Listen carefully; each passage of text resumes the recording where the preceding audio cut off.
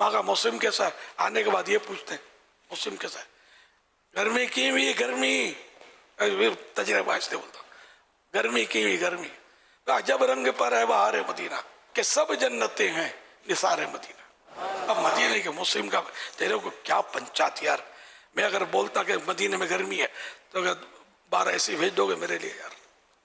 ये आका का करम है कि अपने मेहमानों को एसी में तो ठहराते हैं मदीने में। हम गुनाहगार नदामत के मारे रोते हुए पहुंचे, आका का करम एसी मकान में ठहरा है, इतना बड़ा करम।